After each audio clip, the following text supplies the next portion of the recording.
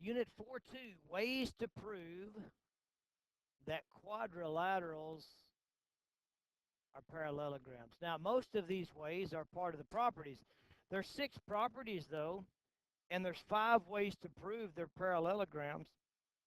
But one of the ways to prove it is a blend of properties. It's not a property per se. So, first way to prove that a quadrilateral is a parallelogram is by the definition of a parallelogram, which says that both pairs of opposite sides are parallel. And again, we show that with the arrows. Now, if you notice, this one had the arrows, which shows that the left side is parallel to the right side, but there was no indication that the top was parallel to the bottom. But we're given there that the alternate interior angles are equal, which is enough information to prove that the top and bottom are parallel. So there we have both pairs of opposite sides parallel. Therefore, we can say that it is a parallelogram by the definition of a parallelogram. What we have on the last one is we have the right and left shown to be parallel, but not the top and bottom. What we have over here, though, is that this transversal is perpendicular to both lines. We know that if a transversal is perpendicular to two coplanar lines, that's information to prove that they are parallel. So we can prove that the lines are parallel there because the transversal is perpendicular to both. Now we have both pairs of opposite sides parallel, so that we can say that it is a parallelogram by the definition of a parallelogram. The second way to prove that a quadrilateral is a parallelogram is if both pairs of opposite sides are equal, which we show with the 1 mark, 1 mark, or 2 marks, 2 marks, or just knowing that they're equal. If all 4 sides are equal, that proves that both pairs of opposite sides are equal, obviously. And let me go ahead up here and fill it in that both pairs of opposite sides are parallel on the definition of a parallelogram. So 2 ways so far to prove that a quadrilateral is a parallelogram. If both pairs of opposite sides are parallel, we say that it's a parallelogram by definition of a parallelogram. If both pairs of opposite sides are equal, we say that it's a parallelogram because both pairs of opposite sides are equal. If both pairs of opposite angles are equal, we can say that it is a parallelogram because both pairs of opposite angles are equal. And then we have this little method. If one pair, instead of both pairs, a little different. If one pair of opposite sides is both equal and parallel, then we can say it's a parallelogram.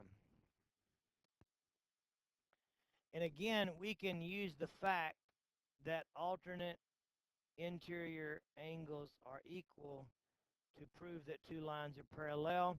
We can use that the transversal is perpendicular to both lines to prove that the lines are parallel. And another way to prove that a quadrilateral is a parallelogram is if the diagonals bisect each other. So, excuse me. So 5 ways to prove that a quadrilateral is a parallelogram. If both pairs of opposite sides are parallel, it's a parallelogram by definition of a parallelogram. If both pairs of opposite sides are equal, it's a parallelogram. If both pairs of opposite angles are equal, it's a parallelogram. If one pair of opposite sides are both equal and parallel, then the quadrilateral is a parallelogram. If the diagonals bisect each other, then the quadrilateral is a parallelogram.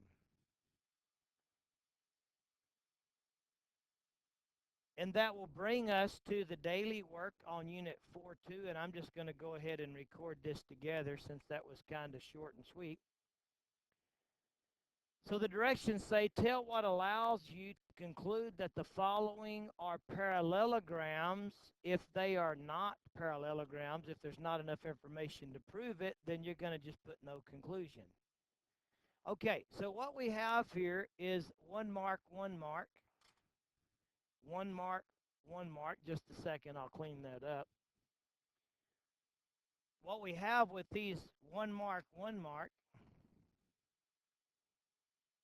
that tells us that that pair of opposite sides is equal. We have also marked that these two angles are equal and those angles are alternate interior. That's one way to prove that two lines are parallel. So because of that, we can say that that same pair of sides that we knew were equal are also parallel. So what we have now is that one pair of opposite sides is both equal and parallel. So we can say it's a parallelogram because one pair of opposite sides is both equal and parallel. One pair of opposite sides is both equal and parallel. We're going to do a little abbreviating to try to be able to get it all in there. Okay?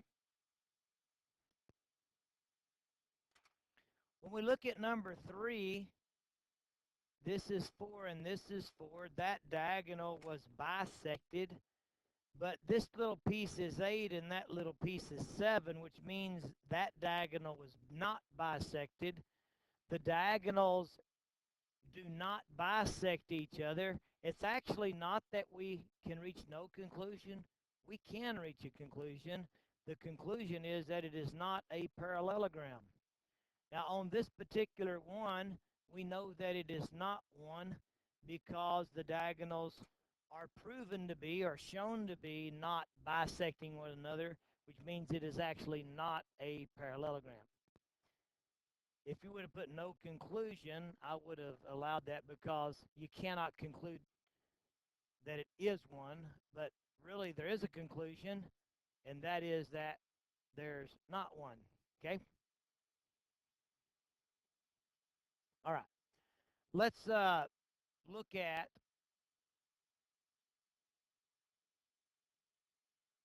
number 4. Number 4, we know that this angle is 30, and then the angle adjacent to it is 70. That makes that whole angle 100 degrees.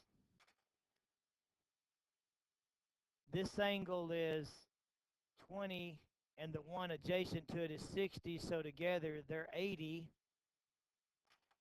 When you put the blue with the red, they make a C.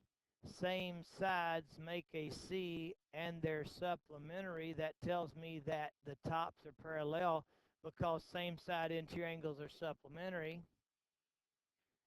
But we still don't have enough information to prove it. We do have a pair of opposite sides equal.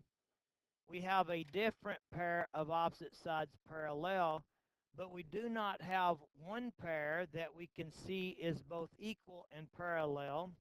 So we can reach no conclusion as to whether this one is a parallelogram or not. Any questions on that? And we're leaving you plenty to look at, think about, ponder on. Remember, the odd ones are explained in the end of the chapter if you need some more to take a look at.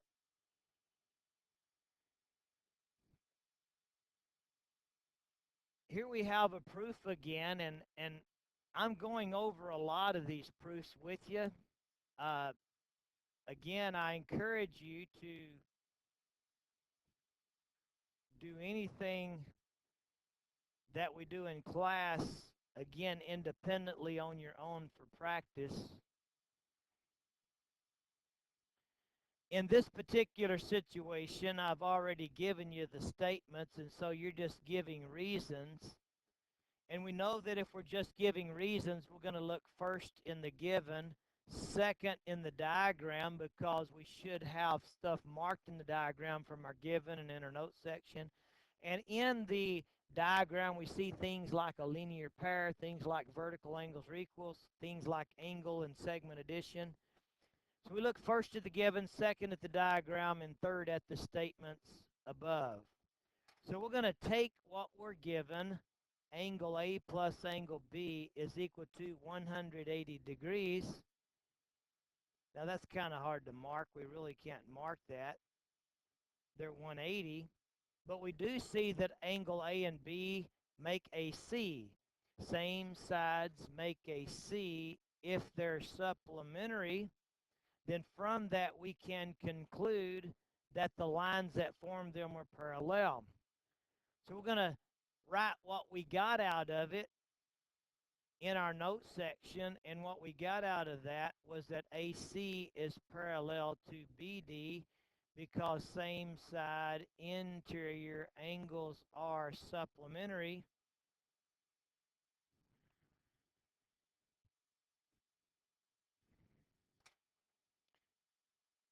We got that from the given statement that angle A plus angle B is equal to 180 degrees, and that was given information.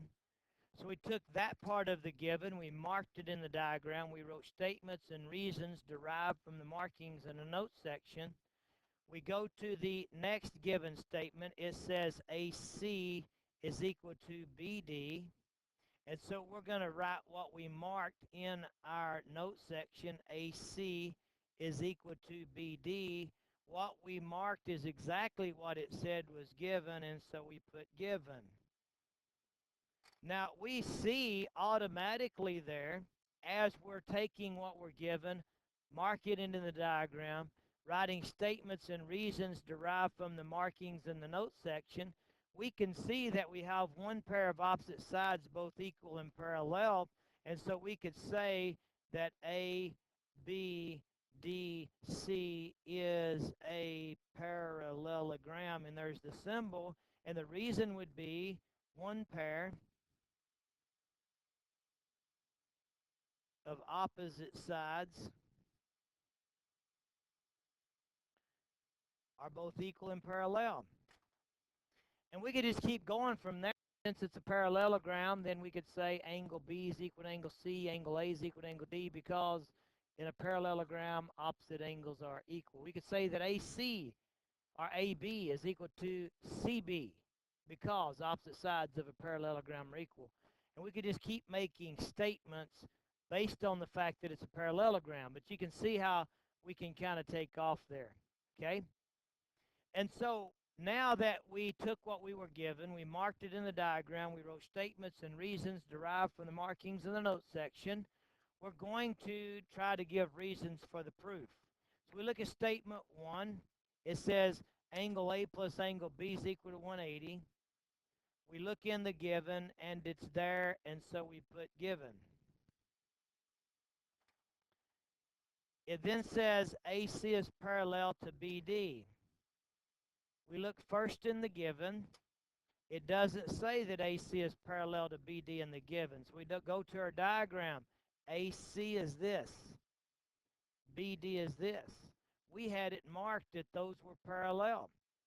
Now, if it's marked they're parallel, it must say that down here in the note section, see? And we've already written in the note section that those are parallel because same side interior angles are supplementary, and you can continue.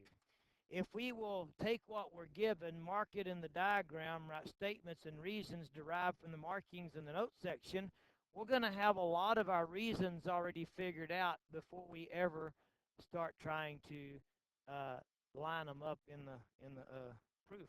Okay? I'm going to let you finish that one on your own. It's pretty obvious there. So let's kind of take a look at the next one. That one's a little bit bigger, isn't it? So what you would do is create a note section. We would take what we're given, Angle 1 is equal to angle 3. We're going to mark that in our diagram. Angle 1 is equal to angle 3. We're going to write what we marked in the note section. What we marked is exactly what was given, so we put given.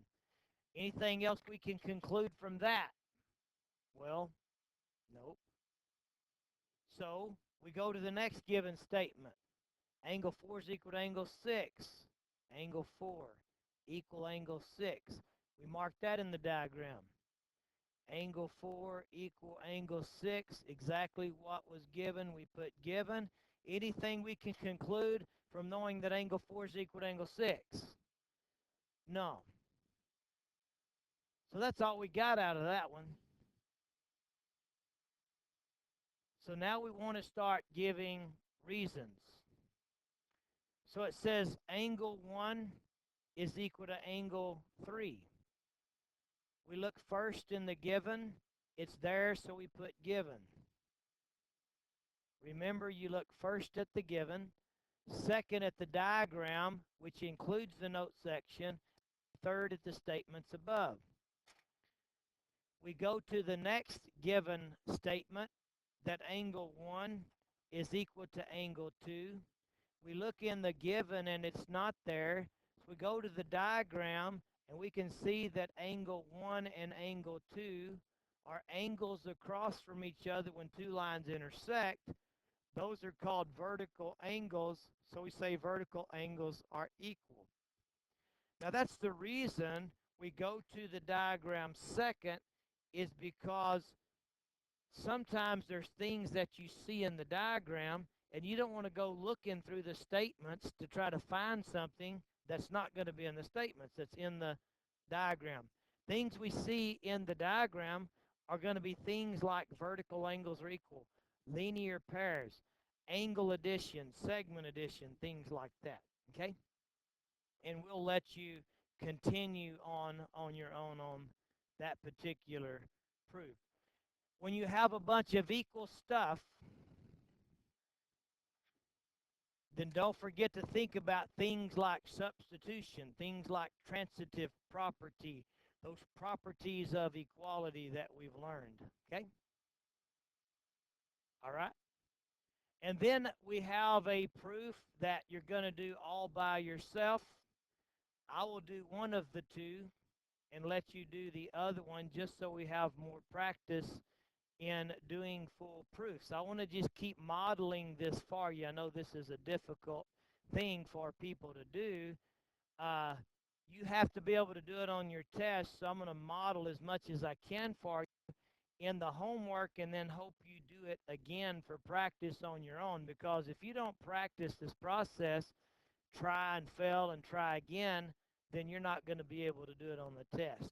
So remember to write a proof. Here's how we said it. You're going to write the given, prove, proof. Now, the proof is the statements and reasons. To do the proof, we're going to put our statements on the left, reasons on the right, draw the diagram, and create a note section.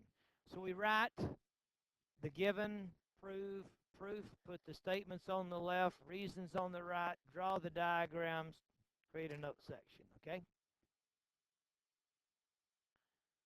And so that's all set up, and I'm going to clean house again just so we can focus on that and get all this other stuff out of the way.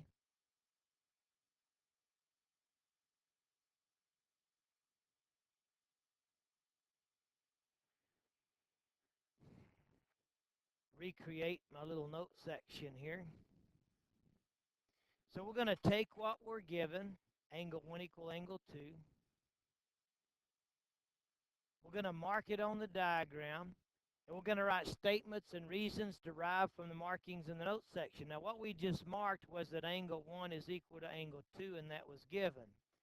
But because we know that angle 1 is equal to angle 2, and we can see that angle 1 and 2 are vertical angles, then we can conclude that the two lines that form those angles are parallel.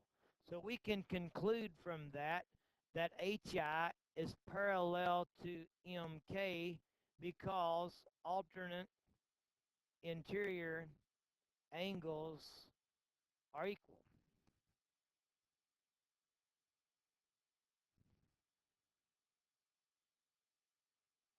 And so then it says angle 3 is equal to angle 4.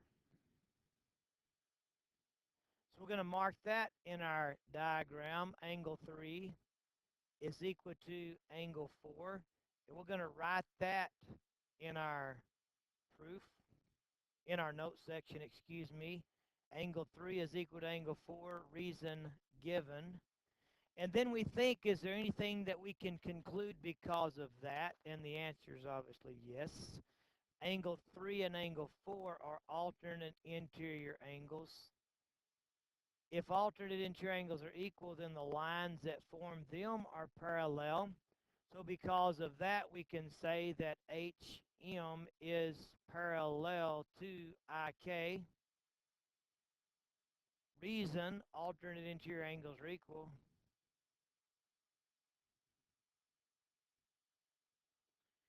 And we'll say, was there anything we can readily prove because of what we know now? Well, we've got both pairs of opposite sides parallel, so we can say that this thing's a parallelogram. M, H, I, K is a parallelogram.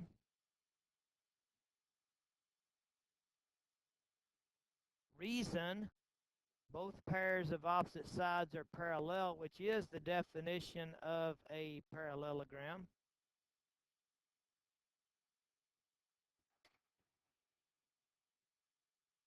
And from that, we could say both pairs of opposite sides are equal, both pairs of opposite angles are equal, consecutive angles are supplementary, the diagonals bisect each other, and each diagonal forms a pair of congruent triangles. So knowing it's a parallelogram, we've got all those properties of a parallelogram that we could say. But let's just stop right there. So we wrote the given proof, put the statements on the left, reasons on the right, drew the diagram. We took what we were given, we marked it in the diagram, we wrote statements and reasons derived from the markings in the note section. So we would read the given, we would mark what it said, and we would think, is there anything else I can conclude because I know that right there? And we'd say, oh, yes.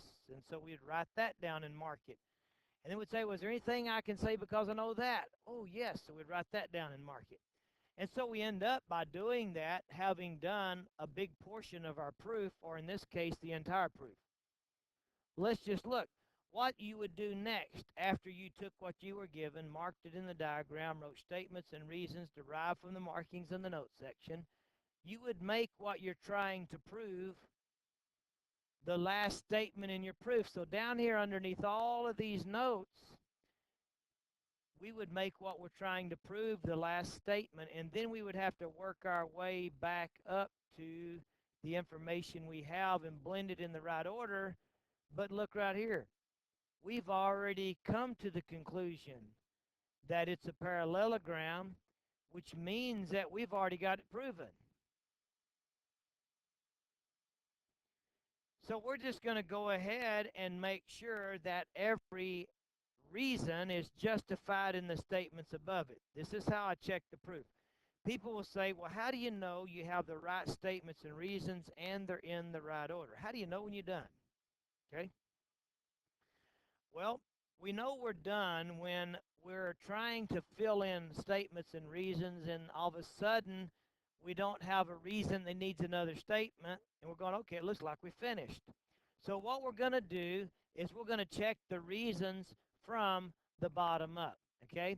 And I'm going to try to change highlighter colors here. Let me pause for just a moment.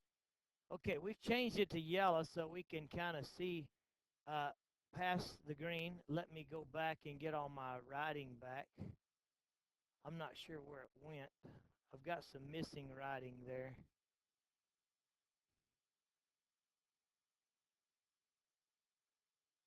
There it is. That's very good that it came back. Thank you.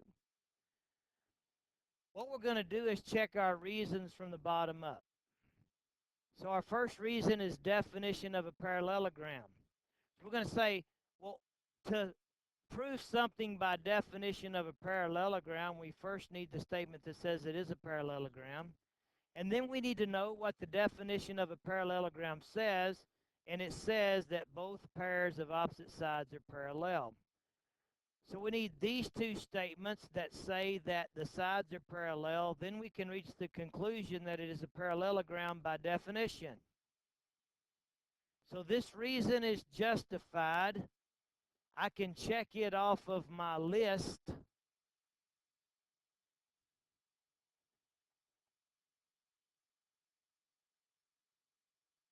So I'm done looking at that. And I'm done looking at that. That's where it needs to be. Before I can say the reason definition of a parallelogram, though, I know that I need the other two highlighted statements. And so we have to check out their reasons, because if the reasons for those statements are not justified, then I can't keep them. So I'm going to the next needed statement. Alternate interior angles are equal. So look at its reason. Now, is that reason justified in the statements above it? Well, to say that these are parallel because alternate interior angles are equal, I need to know that the angles that form them are alternate interior angle and they're equal, and it says that they are. So this says alternate interior angles are equal. This says they're parallel because they are equal. So to say this reason, I need these two statements.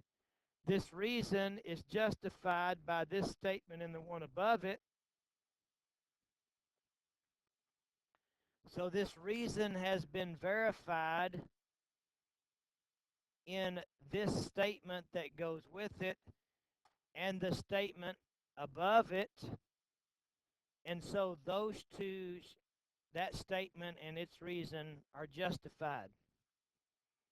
So I go to the next needed statement to prove the reasons that I've justified so far. I need to know that 3 is equal to 4 and its reason is given. So I check that that's in the given, and it is. And so that reason is justified. Therefore, its statement is justified.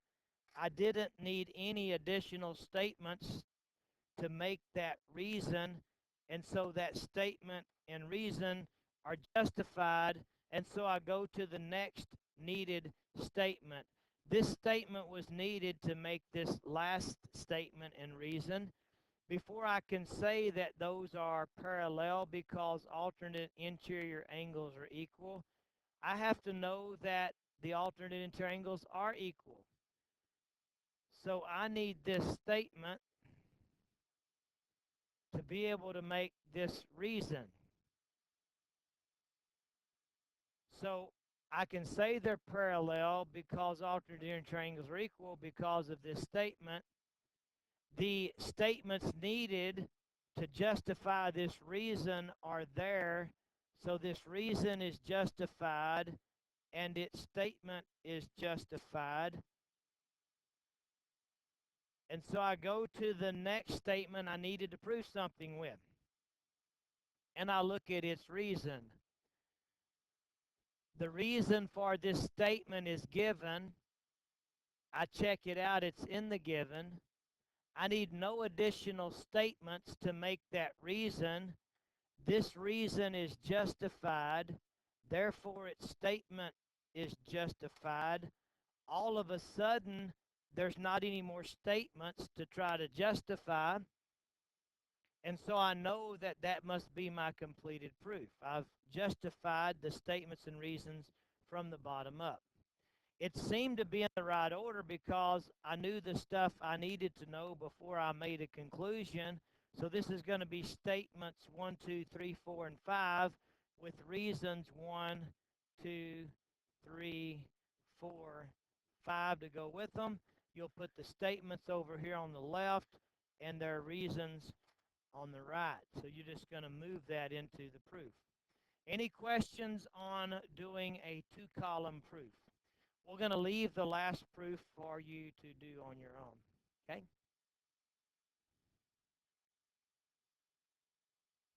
So that is the end of daily work for 2.